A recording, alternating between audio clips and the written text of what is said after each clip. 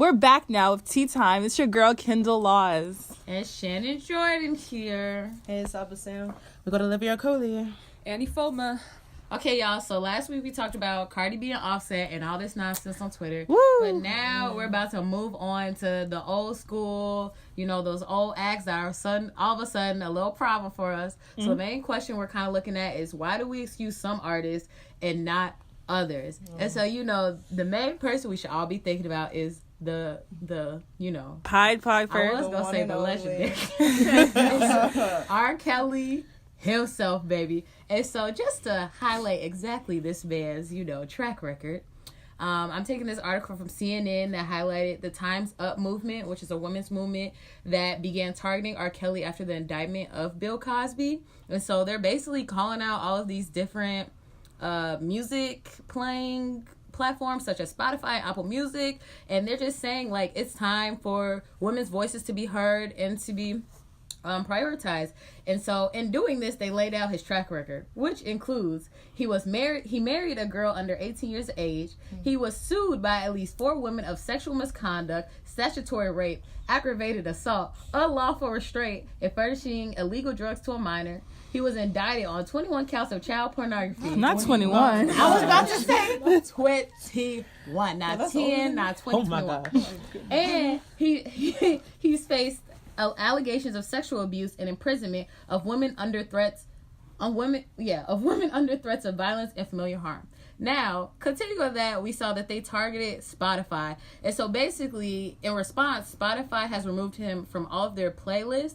And so a statement from the VP on why exactly this action was done was, when we look at promotion, we look at issues around hateful conduct, where you have an artist or another creator who has done something off-platform that is so particularly out of line with our values that it becomes something that we don't want to associate ourselves with. Now, before we respond on what Spotify say, let's also highlight that 6ix9ine and Extension, people who have gone to jail for these various accusations and unlawful actions, are still within Spotify's playlist. So what exactly, what's everyone's response to what Spotify said and how they're kind of going about what they think they're doing? Wow, where to start? Okay. First of all, Spotify ain't do enough. I just looked up R. Kelly right now, and all of his music is there. 6ix9ine is still on there. I was just about to play Fifi before this little podcast. But who says that, Spotify has some kind of social responsibility to play here?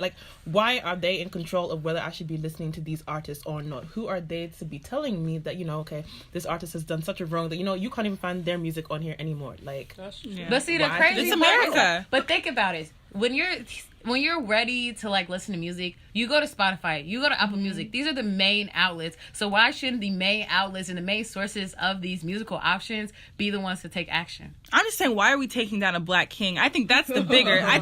Bigger issue. But see, I think the issue. She just said a black king. A black king. He had 21 counts. I'm saying I want to say. I know about Aaliyah. I'm saying, I think Robert Kelly is a different person than R. Kelly. Just like Beyonce and Sasha Fierce, they're 2 different people. They're the same person. Robert Kelly and R. Kelly, he's a music persona, and I don't think we should have to suffer and not listen to Bump and Grind, not listen to Ignition. But I saw you at the BSA party the other day. You were getting down to Ignition. Wow. I don't think we should have to not listen to it because he decided to act a fool because he can't find a woman his own age. I don't think... Okay, well, so there's a lot to talk about here. First of all, it's more than acting a fool. It's a crime. Just so many crimes. 21, at the very least.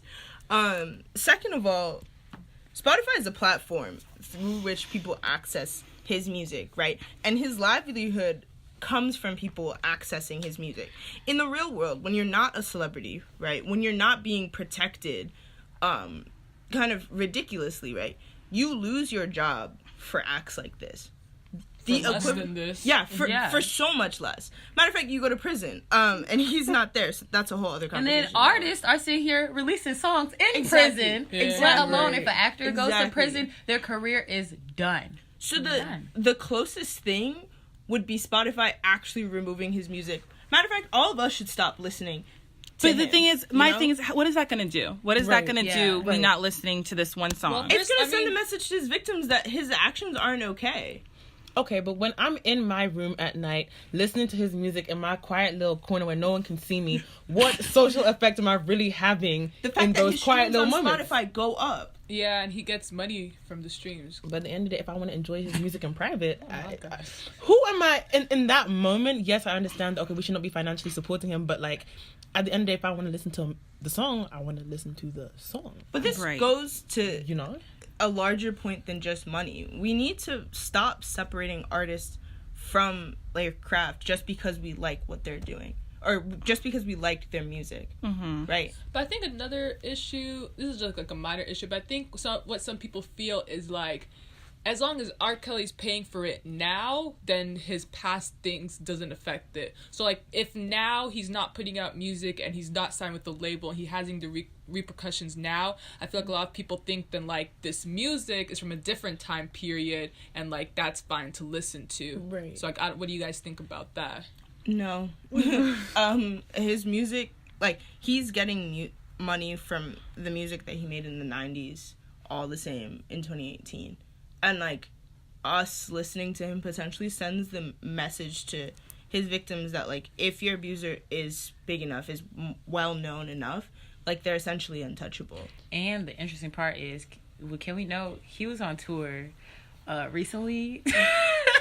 Y'all know he had a whole tour, and I remember his Chicago, it was in May is when like all the real things started popping up, but his Chicago tour got canceled, and they're like suing the Chicago Tribune because they canceled it based on what R. Kelly's team calls false accusations that was put into a newspaper. And then he had a North Carolina concert like also in May, and I'm pretty sure one of these resumed because I saw videos on it. And the crazy part is you still got your women out here supporting him to the absolute fullest. So that makes us think like, so back to the question, do we excuse artists from, or certain artists compared to others based on their popularity or like how long they've been out?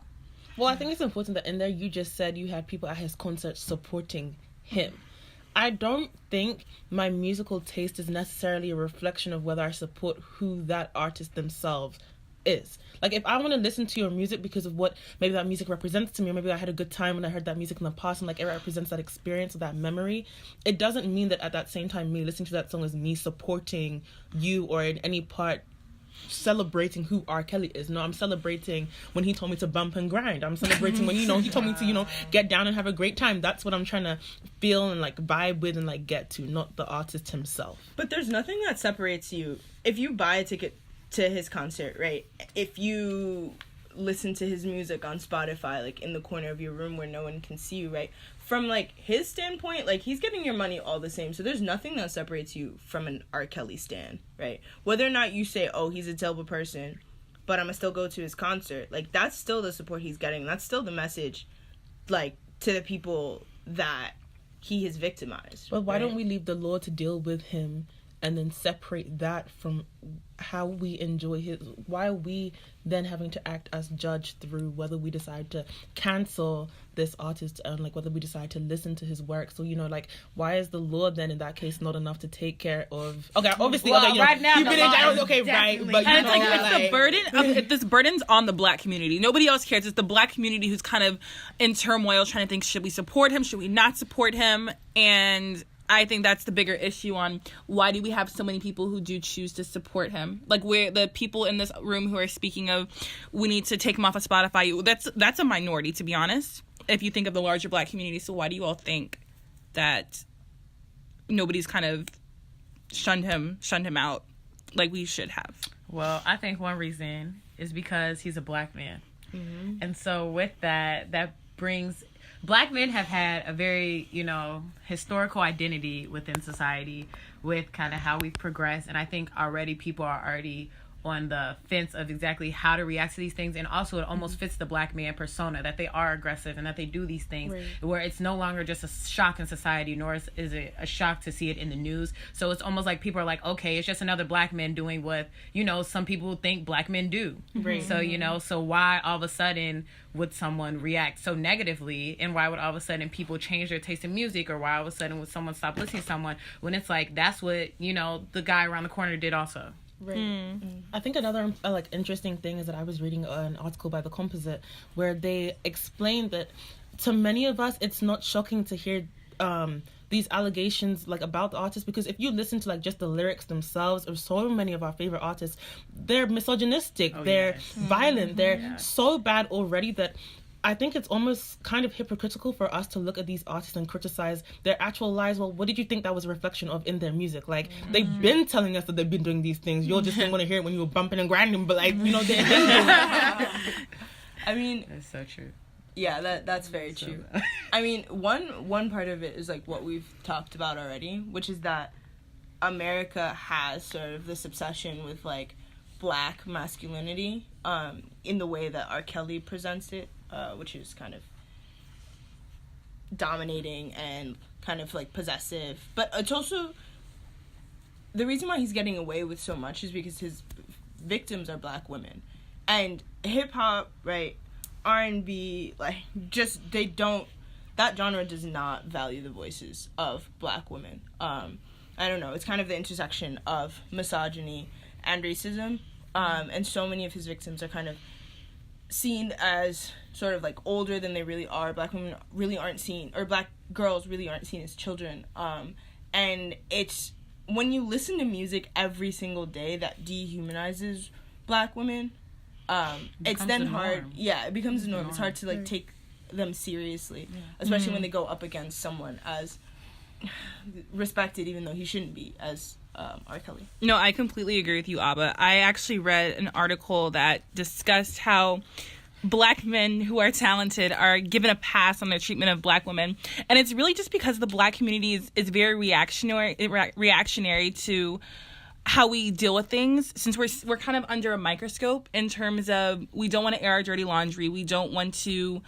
have to discuss something horrible that someone in our community has done and kind of air it out to the rest of the public. So we tend to hush black women, hush black girls in this whole name of racial solidarity. And I think that's the bigger issue, and that's the main issue that is kind of keeping R. Kelly afloat, that he's kind of preying on that issue to stay afloat. Yeah, and I think even continuing on that point, he preys on like not only that issue but blacks history in America. And so I wanted to highlight kind of like his team's response to all these allegations by the Time's Up movement and all of the women coming out saying they were a part of his sex cult and the brainwashing. And so this is exactly what his team said. They said, R. Kelly's music is a part of American and African American culture that should never and will never be silenced. Since America was born, black men and women have been lynched for having sex or for being accused of it. We will vigorously resist this attempted public lynching of a black man who has made extraordinary contributions to our culture. So, you know, this lynching word, and, you know, I don't know how y'all feel about the way they just phrase this and the kind of the pedestal they just put this man on. But, I mean, yeah, yo, this is, his team just pretty brilliantly, took advantage of a very painful history and reality for black people.